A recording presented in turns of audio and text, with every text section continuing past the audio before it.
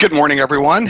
It is Tuesday, December 29th. This is Nadex Morning Analysis. Quick intro. If I could get my screen working, there we go. My name is Todd Rich.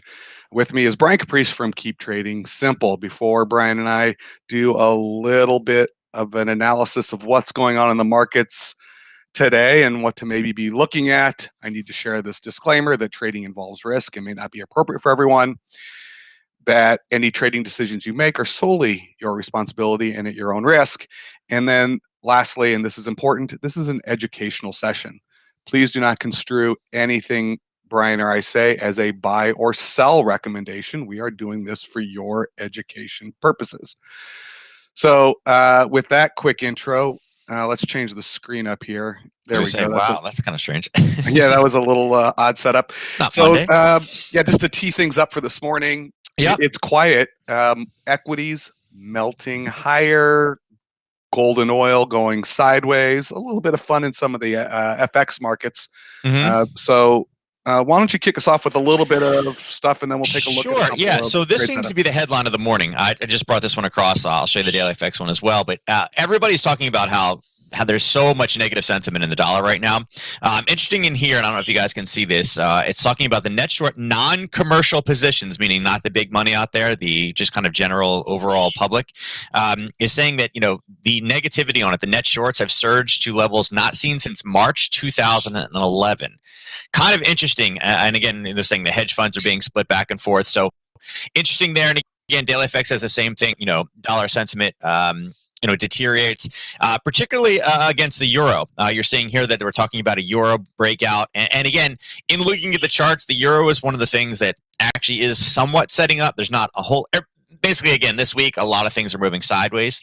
And I'll show it to you in a chart in just a second. But again, dollar sentiment, basically everybody's negative. And it's interesting because I've shown this tool in the past. If you guys look in the upper left-hand corner right here, actually, I guess I can click on the euro to do it as well. It talks about how the IG consumer sentiment, 68% of people are net short right now, which is very interesting because when it's kind of mixed, like something like, I don't know, the pound dollar, right? It's 54% long, 46% short. It's more or less kind of at the money, right in the middle, 50%. Tends not to be kind of the trap for kind of retail traders. But the euro being at 68%, you can see it down here at 68, that's getting to the point where it's like, it seems like there's a lot of people going in one direction. And remember, in a market, you need buyers and you need sellers. If everybody wants to buy but nobody's willing to sell it, you don't have a market, right? You need to have both sides of the equation. So that 68% is a little bit interesting. And you can see like oil is flat. The Dow is interesting that 73% of people are net short, and hence why it is rising. But then again, gold is also one of those ones that kind of up there. But the dollar right now, again, we're talking about kind of dollar destruction. And it makes sense with everything going on. Obviously, let me go to the charts. Obviously, talk of additional stimulus, getting additional bills out there, producing more dollars, sending it out to the public.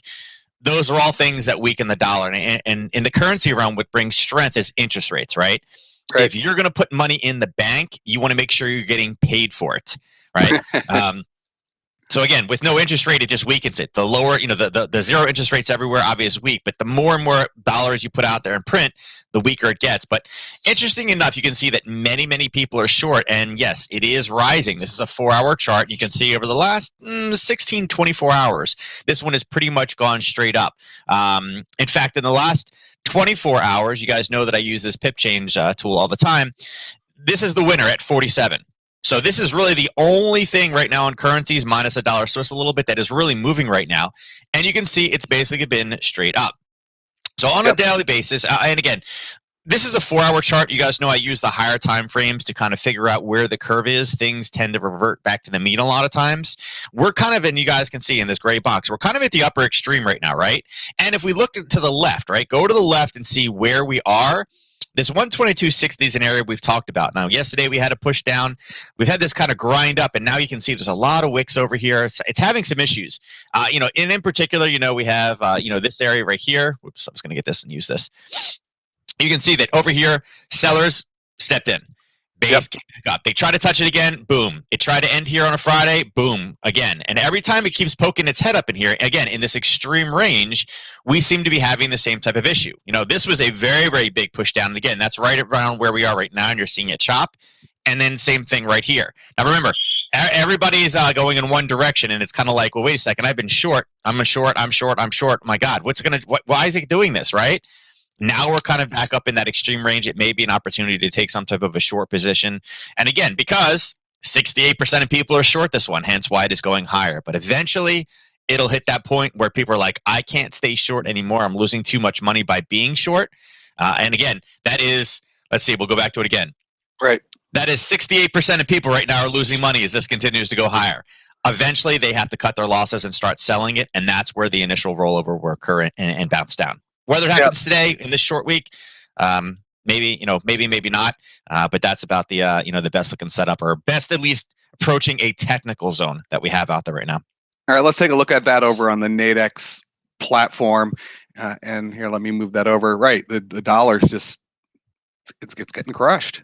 And you'd expect that as we start flooding the market, and then they even talking about upping some additional stimulus. Mm-hmm. So that's kind of what we're seeing. If we actually this 122.60 level has been one that you've definitely spoken about in the past, and sellers do step in. So what could you do?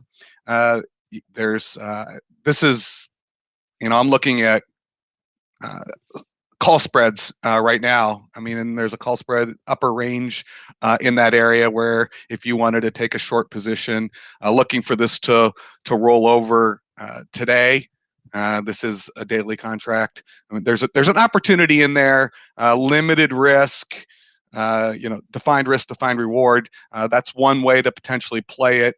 Let me just take a quick look, because if there's anything in the knockouts in the euro US dollar quickly, and I just got to find it here, and let's just bring up the chart.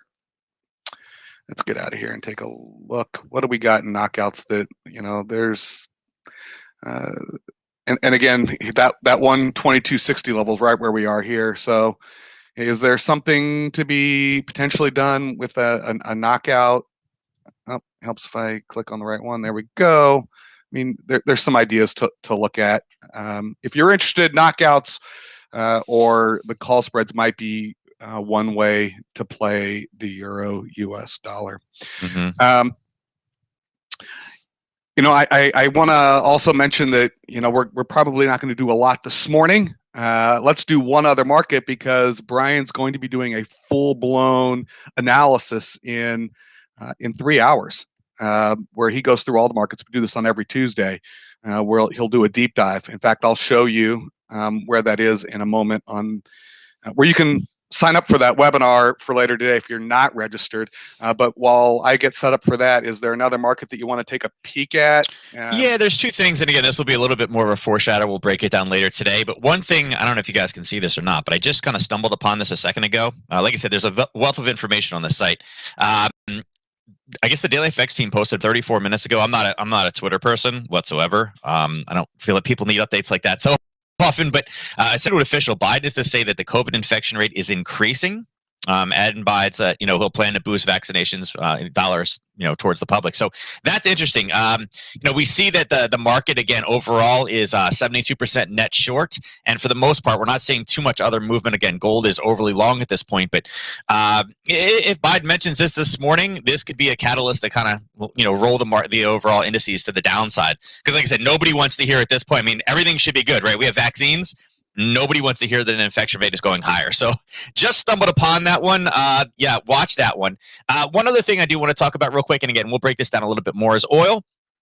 This is the kind of the levels that we talked about last week, being levels that we've seen kind of some issues with. This upper 47.75 to 47.86, and then the upper one in the red is the 48 kind of 40ish to 48.60ish. And again, we had a little bit of a push through. We mentioned that last week, going to 49 and maybe 49.50. We never made it up before rolling over.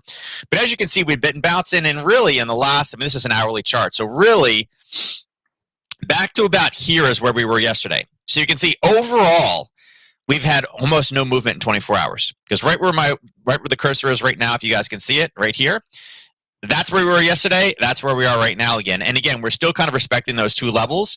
Todd, you mentioned that kind of non-movement based strategy. This is kind of one of those things that in low volume weeks we expect to see going higher and lower.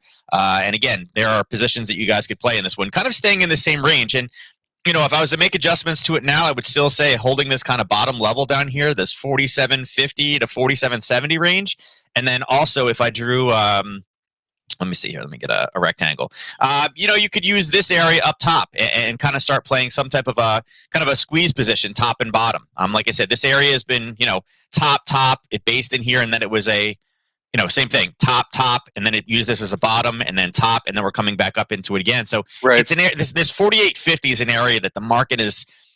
It must be some type of psychological level because we keep seeing it be some type of a form of kind of resistance or even support in the other direction. So, just another one of those kind of creative things. We'll break it down a little bit later today. We'll drop into the lower time frames. Because remember, we do have the oil inventory reports on Wednesday. So Right. could be something additional to look at. But again, just early morning, we could see a continued push higher and then kind of a rollover. But again, I don't see too much of a breakout occurring in this position right now. So that's interesting. Oil may be a range-bound market for today. So if you look at shorter-term binary options, that it's a butterfly. Basically, it's yeah. a butterfly, and where you sell the binary option up above, which is out of the money, you buy the binary option down below, which is in the money. You can't be wrong on both of them. Right, it's impossible. Yep. Right. Yeah. If it breaks out of the range, you're going to be right on one and wrong on the other. If it stays in the middle, you're right on both. And it's a way to sort of play a range-bound market. So definitely something that could be kind of interesting to look at for oil. We keep mentioning that, and now I'm over on the Nadex website. If you go to the Nadex website and you go under the learning section to webinars, you'll be able to find, and you can register for Brian's session later today, which is at noon Eastern.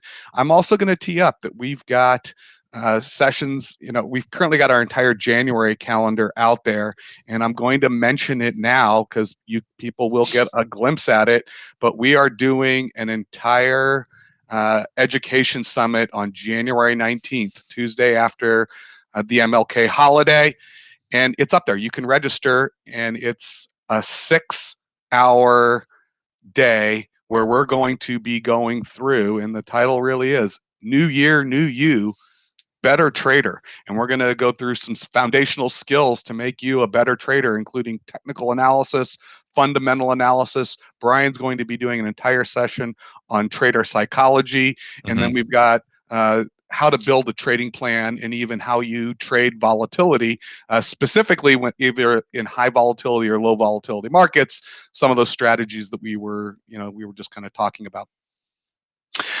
So please join Brian at least later today for the full-blown session where he'll do a deep dive into all the markets. Look at the January 19th. You can start registering for it now. Brian, anything else you want to talk about this morning before we tell people to come back? I was going to say, no, not too much right now. Like I said, we'll have to see what the open looks like and see what type of our early morning news that we can kind of play retrace. Remember, again, the one thing that I always tell people, don't forget the 10 o'clock reversals are a very powerful time to trade. Even in a low volume week, there'll be an initial response off the open. And then typically that will retrace around 10:30, and that'll be before our next presentation. So, that would probably be the best time to look is, again, go get some coffee, look at the open, and then look for 10 o'clock reversals today. Perfect. And by the way, that's Eastern. Eastern, yeah, Eastern. Sorry. My always got to qualify that. All right. Yeah. Any questions for Nadex? Customer service at nadex.com. Please email us. We are here to help. You got any questions for Brian? Support at keeptradingsimple.com. He is available as well. I want to thank you for joining us this morning. We will be back tomorrow morning. Brian will be back on in a few hours. And with that, just want to say good luck in the markets, and we'll catch you later today, tomorrow, and in the new year. Thanks, everyone.